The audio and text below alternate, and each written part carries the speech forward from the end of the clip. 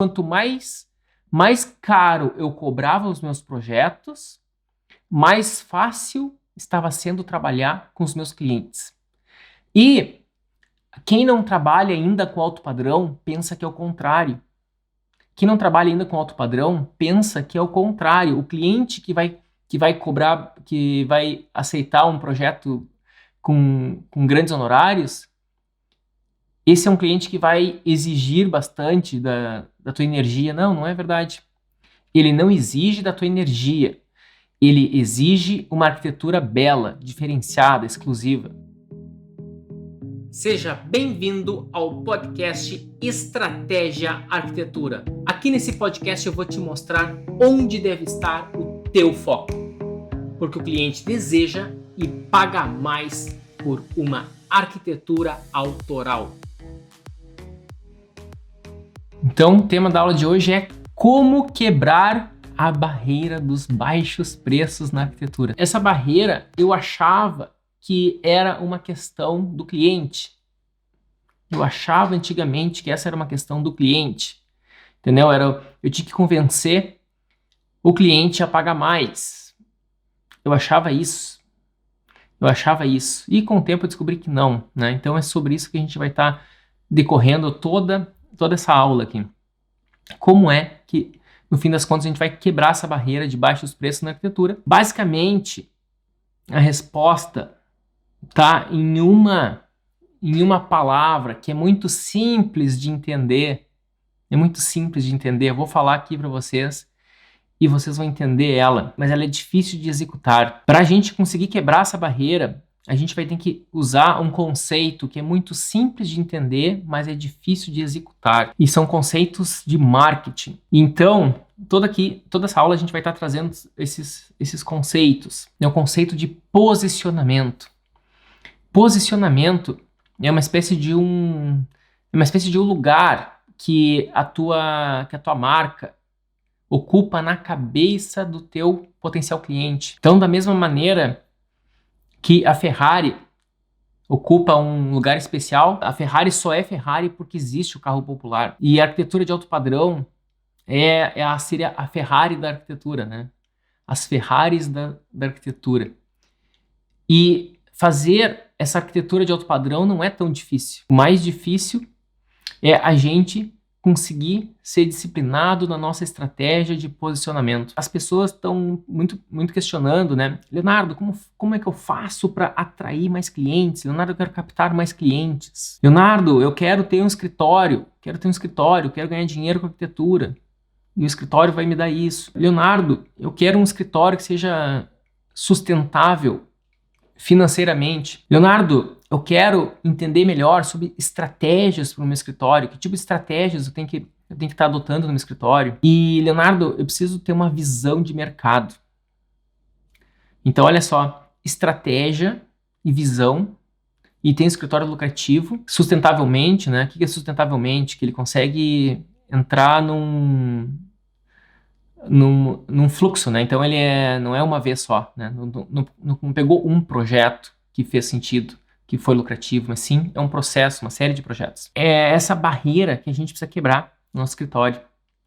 E para isso, a gente tem que estar atingindo o cliente de alta renda. Leonardo, mas eu gosto bastante de fazer projetos que não são necessariamente para clientes de alta renda. Tudo bem, tu pode até gostar de fazer projetos para esse tipo de cliente, mas dificilmente eles vão conseguir pagar bem pelo teu serviço. Dificilmente eles vão conseguir dar uma carta branca para ti e tu fazer os projetos com a tua cara, do teu jeito. Dificilmente. O cliente que não é alta renda, ele é um cliente bastante difícil de trabalhar, basicamente, né, ou principalmente por dois motivos. Por dois motivos bem importantes. O cliente que não é de alta renda, em primeiro lugar, ele está em busca de preço. Ele quer o preço mais baixo. Ele é sensível a preço. E esse sensível a preço não é só a projeto, mas é sensível a preço de obra, então de revestimento, soluções, qualquer solução técnica que tu for propor, que tiver algum impacto técnico, ele vai sim ser suscetível. E tem um outro grande problema desse cliente que não é alta renda, ele tem a cultura do faça você mesmo, né? É uma cultura que ficou bem na moda ultimamente, mas ele tem a cultura do faça você mesmo. Como ele sempre quis poupar, ele sempre teve uma certa escassez com dinheiro, então ele muitas vezes ele teve que fazer por ele mesmo. Muitas coisas, né? E isso tá enraizado nele, então ele se mete mais no projeto. Então o cliente que não é alta renda, ele tem esse grave problema que ele se mete no projeto. E se metendo no projeto, atrapalha o nosso trabalho, porque não fica nem de um jeito nem de outro, né? E a gente estudou, né? A gente sabe, a gente está enxergando algo que a gente está fazendo agora, a gente está enxergando lá na frente o que é o resultado daquilo. Só que o cliente que não está preparado para isso, ele não consegue entender o motivo de a gente estar fazendo aquelas soluções, e por isso ele interfere e acaba prejudicando o andar do projeto. E além disso, né? Com uma mente com bolso, digamos, com um budget, né, com um orçamento mais apertado, e ainda te apertou também na negociação do projeto. E eu comecei a ter uma experiência no meu escritório que os projetos que eu vendia com valor mais baixo eram os projetos com cliente que mais me sugavam a minha energia. Ou seja, mais revisões pediam, menos contentes eles pareciam ficar com as soluções que eu apresentava. Então, é como se fosse... Era contraintuitivo, mas quanto mais caro eu cobrava os meus projetos, mais fácil estava sendo trabalhar com os meus clientes. E quem não trabalha ainda com alto padrão pensa que é o contrário.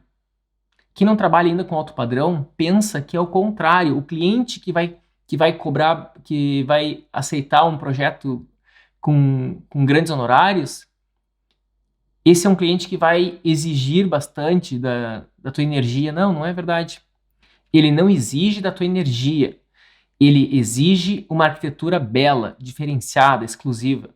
Mas isso aí para nós, né, para arquitetos que são mais criativos, eu sou da classe criativa dos arquitetos.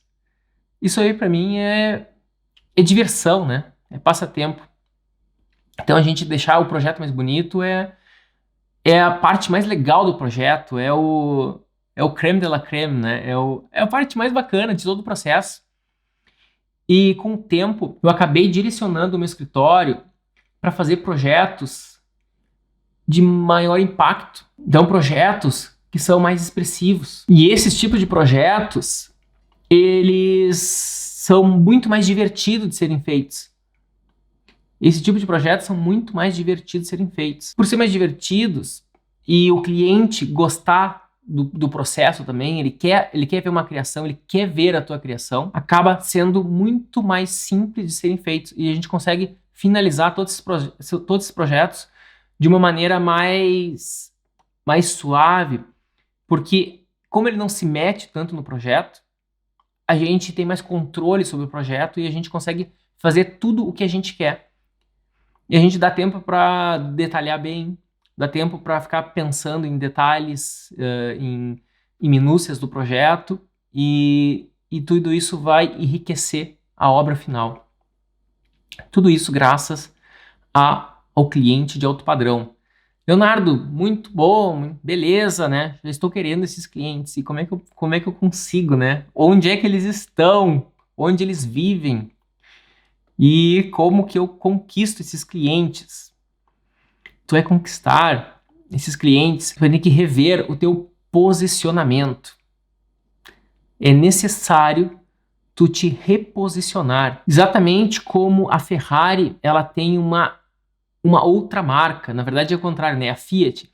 A Fiat tem uma marca de luxo chamada Ferrari. Então, quando a Fiat quer fazer o seu super carro, ela troca de marca, é outra fábrica, é tudo diferente. O pessoal que eles contratam é diferente, só é o mesmo dono. Então, é um posicionamento completamente diferente. E a Fiat, ela é popular. O que é popular? O povo tem a Fiat. Apenas a elite tem a Ferrari. É um número muito pequeno de pessoas que tem a Ferrari, e por isso que ela é uma Ferrari, por isso que ela é desejada. Na arquitetura comum de condomínios que estão se fazendo por aí, é uma tipologia que está muito repetitiva. É uma tipologia que são aqueles aquelas figuras, aquelas linhas que ficam sendo desenhadas na fachada, que às vezes geralmente é uma letra C. Geralmente é uma letra C. E essas tipologias de arquitetura que são em letra C na fachada, isso aí acaba sendo uma coisa muito comum.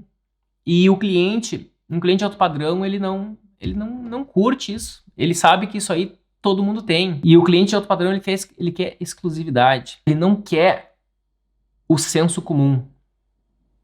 Ele não quer o que está todo mundo já fazendo. Por isso que eu direto recebo mensagens de clientes querendo algo diferenciado. Essa é uma palavra bastante bacana vocês anotarem, né? Algo diferenciado.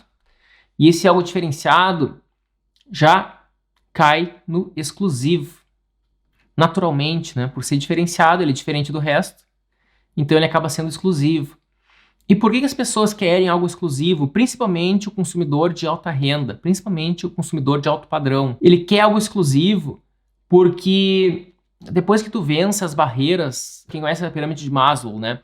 Então primeiro a pessoa está preocupada com proteção, alimentação e por aí vai. E depois, né, sobrevivência, né? Então primeiro é sobrevivência, alimentação, proteção. Até que chega um momento, né, depois é status e tal, até que chega um momento que é autorrealização, que seria o topo da pirâmide. E nesse topo da pirâmide, esse autorrealização, que todas as pessoas com muita grana, eles só se concentram no topo da pirâmide de Maslow, né? E as pessoas com pobreza, né?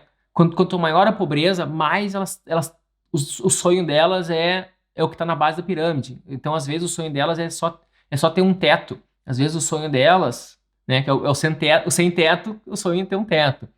Ou então pessoas que passam fome, o sonho é ter o alimento, né?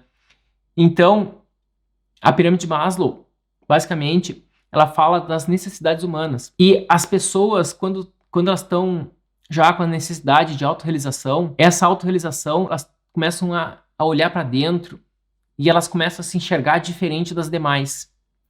E elas conseguem se perceber como um indivíduo que tem uma identidade. E essa identidade, ela é única, porque ele é um indivíduo. É um indivíduo, né? O indivíduo é uma parte do todo, mas não é o todo. O indivíduo é uma parte do todo, mas ele é um indivíduo. Então, ele tem uma identidade. E por isso que quem está no alto padrão, que começa a ter noção da sua própria identidade, eles precisam de algo exclusivo. Eles estão em busca de algo exclusivo, como um caçador de borboletas, eles estão caçando, né? Eles estão realmente em busca, como um explorador, né? Eles estão em busca dessa autorrealização como um explorador, e eles vão experimentando várias coisas. Então experimentar é uma palavra muito boa para o alto padrão, tá? Porque alto padrão tem muito a ver com experiência. Então eles têm muitas experiências, ou experimentam com viagens, eles experimentam em restaurantes, eles experimentam até mesmo com roupas, com meio de transporte, né? Com carros, barcos, esportes. Então, o alto padrão, ele quer essa experiência. Quando a gente está vendendo essa experiência, o alto padrão valoriza. O alto padrão, ele quer o inusitado. Quando a gente mostra um projeto assim, o que ele enxerga? Ele enxerga uma imponência. Ele enxerga algo gigante, algo grandioso. Quando tu mostra algo especial, algo grandioso, o cliente enxerga isso e ele começa a te perceber diferente e tu começa a ter um posicionamento. Como a gente constrói tudo isso, não é somente com projeto, não é somente com render, né? Render é uma ferramenta bacana, mas tem todo o conceito de projeto, desde a criação até mesmo projeto executivo, até mesmo o jeito com que a gente faz esse projeto, que tem que ter essa solução que vai para a obra e ela consegue ser concluída, executada como ela deveria. Para tudo aquilo que a gente pensou conseguir ser executado, a gente precisa ter esse conhecimento técnico. Por que o conceito de leveza é importante na arquitetura, né? Por que a leveza é importante? Porque imagina uma pessoa pesada. Uma pessoa pesada, ela não é bacana, né? Uma pessoa leve, então ela tá de bem com a vida, ela tá leve. E a arquitetura é muito, muito semelhante. Uma arquitetura, geralmente, quando ela é leve, ela é mais agradável de se olhar. Ela, além também, é mais barata de se construir. né, muitas vezes. E parece que ela brinca com a gravidade, né? Porque tudo... O que que é uma coisa que é totalmente gravitacional, né? Eu falo essa piada, assim, né? Mas eu acho que ela tem um símbolo muito forte para mim, tá? Que é o cocô do cachorro. O cocô do cachorro, quando ele cai no chão, ele fica uma espécie de pirâmide. Ele fica como um cone. É o cocô do cachorro. Cada vez que uma arquitetura aparece para mim, uma pirâmide, eu lembro sempre do cocô do cachorro. Sempre que cada vez que uma arquitetura é mais quadradinha, é quadradinha com uma